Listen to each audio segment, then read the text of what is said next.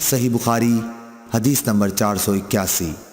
ابو موسیٰ اشعری رضی اللہ تعالیٰ عنہ سے روایت ہے، نبی کریم صلی اللہ علیہ وسلم نے فرمایا، ایک مومن دوسرے مومن کے لیے عمارت کی طرح ہے کہ اس کا ایک حصہ دوسرے حصے کو قوت پہنچاتا ہے، اور آپ نے ایک ہاتھ کی انگلیوں کو دوسرے ہاتھ کی انگلیوں میں داخل کیا۔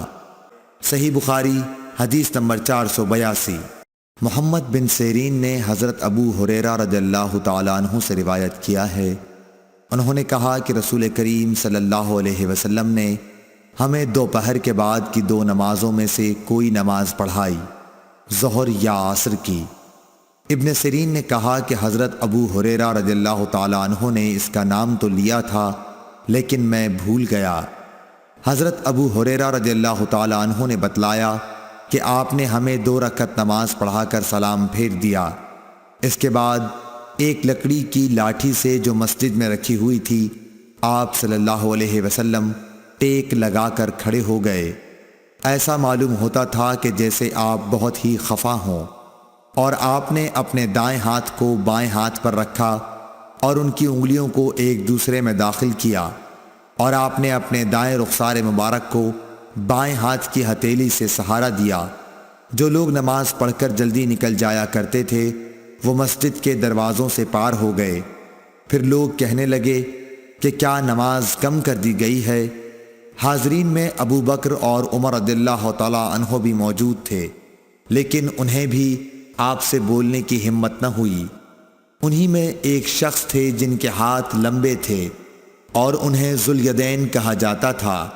انہوں نے پوچھا، یا رسول اللہ صلی اللہ علیہ وسلم، کیا آپ بھول گئے یا نماز کم کر دی گئی ہے؟ آپ نے فرمایا کہ نہ میں بھولا ہوں اور نہ نماز میں کوئی کمی ہوئی ہے۔ پھر آپ نے لوگوں سے پوچھا، کیا ذوالیدین صحیح کہہ رہے ہیں؟ حاضرین بولے کہ جی ہاں۔ یہ سن کر آپ آگے بڑھے اور باقی رکعتیں پڑھیں، پھر سلام پھیرا، پھر تکبیر کہی اور سہو کا سجدہ کیا، معمول کے مطابق یا اس سے بھی لمبا سجدہ کیا، پھر سر اٹھایا اور تکبیر کہی، پھر تکبیر کہی اور دوسرا سجدہ کیا، معمول کے مطابق یا اس سے بھی طویل، پھر سر اٹھایا اور تکبیر کہی۔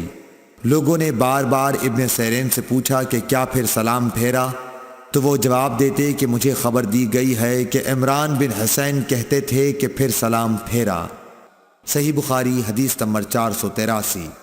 موسیٰ بن عقبہ نے کہا کہ میں نے سالم بن عبداللہ بن عمر رضی اللہ تعالیٰ عنہ کو دیکھا کہ وہ مدینے سے مکے تک راستے میں کئی جگہوں کو ڈھونڈ کر وہاں نماز پڑھتے اور کہتے کہ ان کے باب حضرت عبداللہ بن عمر رضی اللہ تعالیٰ عنہ بھی ان مقامات پر نماز پڑھا کرتے تھے، اور انہوں نے رسول اللہ صلی اللہ علیہ وسلم کو ان مقامات پر نماز پڑھتے ہوئے دیکھا ہے۔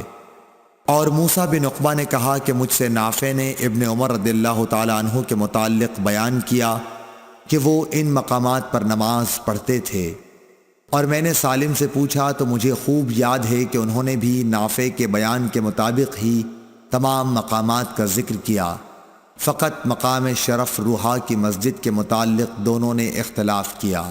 صحیح بخاری حدیث نمبر 484۔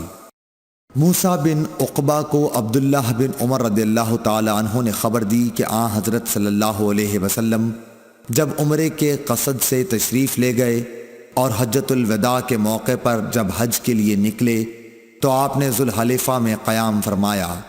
ذوالحلیفہ کی مسجد کے قریب آپ ایک ببول کے درخت کے نیچے اترے، اور جب آپ کسی جہاد سے واپس ہوتے اور راستہ ذوالحلیفہ سے ہو کر گزرتا یا حج یا عمرے سے واپسی ہوتی تو آپ وادی عتیق کے نشیبی علاقے میں اترتے۔ پھر جب وادی کے نشیب سے اوپر چڑھتے تو وادی کے بالائی کنارے کے اس مشرقی حصے پر پڑاؤ ہوتا جہاں کنکریوں اور ریت کا کشادہ نالہ ہے، یعنی بطحا میں۔ یہاں آپ رات کو صبح تک آرام فرماتے۔ یہ مقام اس مسجد کے قریب نہیں ہے جو پتھروں کی بنی ہے، آپ اس ٹیلے پر بھی نہیں ہوتے جس پر مسجد بنی ہوئی ہے۔ وہاں ایک گہرا نالہ تھا، عبداللہ بن عمر رضی اللہ تعالی عنہ وہی نماز پڑھتے۔ اس کے نشیب میں ریت کے ٹیلے تھے اور رسول اللہ صلی اللہ علیہ وسلم وہاں نماز پڑھا کرتے تھے۔ کنکریوں اور ریت کے کشادہ نالے کی طرف سے سیلاب نے آ کر اس جگہ کے آثار و نشانات کو پاٹ دیا ہے جہاں حضرت عبداللہ بن عمر رضی اللہ تعالی عنہ نماز پڑھا کرتے تھے۔ صحیح بخاری حدیث نمبر 485۔ عبداللہ بن عمر رضی اللہ تعالی عنہ نے نافع سے یہ بھی بیان کیا کہ نبی صلی اللہ علیہ وسلم نے اس جگہ نماز پڑھی جہاں اب شرف روحا کی مسجد کے قریب ایک چھوٹی مسجد ہے۔ عبداللہ بن عمر اس جگہ کی نشاندہی کرتے تھے جہاں نبی کریم صلی اللہ علیہ وسلم نے نماز پڑھی تھی۔ کہتے تھے کہ یہاں تمہارے دائیں طرف جب تم مسجد میں قبلہ رو ہو کر نماز پڑھنے کے لیے کھڑے ہوتے ہو، جب تم مدینے سے مکہ جاؤ تو یہ چھوٹی سی مسجد راستے کے دائیں جانب پڑتی ہے۔ اس کے اور بڑی مسجد کے درمیان ایک پتھر کی مار کا فاصلہ ہے یا اس سے کچھ کم زیادہ۔ صحیح بخاری حدیث نمبر 486۔ عبداللہ بن عمر رضی اللہ تعالی عنہ اس چھوٹی پہاڑی کی طرف نماز پڑھتے جو روحا کے آخری کنارے پر واقع ہے، اور یہ پہاڑی وہاں ختم ہوتی ہے جہاں راستے کا کنارہ ہے۔ اس مسجد کے قریب جو اس کے اور روحا کے آخری حصے کے بیچ میں ہے، مکے کو جاتے ہوئے اب وہاں ایک مسجد بن گئی ہے۔ عبداللہ بن عمر رضی اللہ تعالی عنہ اس مسجد میں نماز نہیں پڑھتے تھے بلکہ اس کو اپنے بائیں طرف مقابل میں چھوڑ دیتے تھے اور آگے بڑھ کر خود پہاڑی ارق طیبہ کی طرف نماز پڑھتے تھے۔ عبداللہ بن عمر رضی اللہ تعالی عنہ جب روحا سے چلتے تو ظہر کی نماز اس وقت تک نہ پڑھتے جب تک اس مقام پر نہ پہنچ جاتے۔ جب یہاں آ جاتے تو ظہر پڑھتے، اور اگر مکے سے آتے ہوئے صبح صادق سے تھوڑی دیر پہلے یا سحر کے آخر میں وہاں سے گزرتے تو صبح کی نماز تک وہیں آرام کرتے اور فجر کی نماز پڑھتے۔ صحیح بخاری حدیث نمبر 487۔ عبداللہ بن عمر رضی اللہ تعالی عنہ نے بیان کیا کہ نبی کریم صلی اللہ علیہ وسلم راستے کے دائیں طرف مقابل میں ایک گھنے درخت کے نیچے وسیع اور نرم علاقے میں قیام فرماتے جو قریہ رویسا کے قریب ہے۔ پھر آپ اس ٹیلے سے جو رویسا کے راستے سے تقریباً 2 میل کے فاصلے پر ہے چلتے تھے۔ اب اس درخت کا اوپر کا حصہ ٹوٹ گیا ہے اور درمیان میں سے دوہرا ہو کر جڑ پر کھڑا ہے۔ اس کی جڑ میں ریت کے بہت سے ٹیلے ہیں۔ صحیح بخاری حدیث نمبر 488۔ عبداللہ بن عمر رضی اللہ تعالی عنہ نے نافع سے یہ بیان کیا کہ نبی صلی اللہ علیہ وسلم نے قریہ ارج کے قریب اس نالے کے کنارے نماز پڑھی جو پہاڑ کی طرف جاتے ہوئے پڑتا ہے۔ اس مسجد کے پاس 2 یا 3 قبریں ہیں۔ ان قبروں پر اوپر تلے پتھر رکھے ہوئے ہیں۔ راستے کے دائیں جانب ان بڑے پتھروں کے پاس جو راستے میں ہیں ان کے درمیان میں ہو کر نماز پڑھی۔ عبداللہ بن عمر رضی اللہ تعالی عنہ قریہ ارج سے سورج ڈھلنے کے بعد چلتے اور ظہر اسی مسجد میں آ کر پڑھا کرتے تھے۔ صحیح بخاری حدیث نمبر 489۔ عبداللہ بن عمر نے نافع سے بیان کیا کہ رسول اللہ صلی اللہ علیہ وسلم نے راستے کے بائیں طرف ان گھنے درختوں کے پاس قیام فرمایا جو ہرشا پہاڑ کے نزدیک نشیب میں ہے۔ یہ ڈھلوان جگہ ہرشا کے ایک کنارے سے ملی ہوئی ہے۔ یہاں سے عام راستے تک پہنچنے کے لیے تیر کی مار کا فاصلہ ہے۔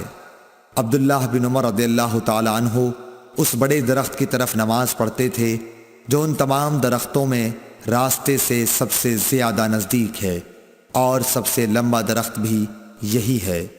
صحیح بخاری حدیث نمبر 490۔ عبداللہ بن عمر رضی اللہ تعالی عنہ نے بیان کیا کہ نبی کریم صلی اللہ علیہ وسلم اس نالے میں اترا کرتے تھے جو وادی مر الظہر ان کے نشیب میں ہے۔ مدینے کے مقابل جبکہ مقام صفراواد سے اترا جائے، نبی کریم صلی اللہ علیہ وسلم اس ڈھلوان کے بالکل نشیب میں قیام کرتے تھے۔ یہ راستے کے بائیں جانب پڑتا ہے جب کوئی شخص مکہ جا رہا ہو۔ راستے اور رسول اللہ صلی اللہ علیہ وسلم کی منزل کے درمیان صرف ایک پتھر ہی کے مار کا فاصلہ ہوتا۔ Thanks for watching. Don't forget to like, comment, share and subscribe to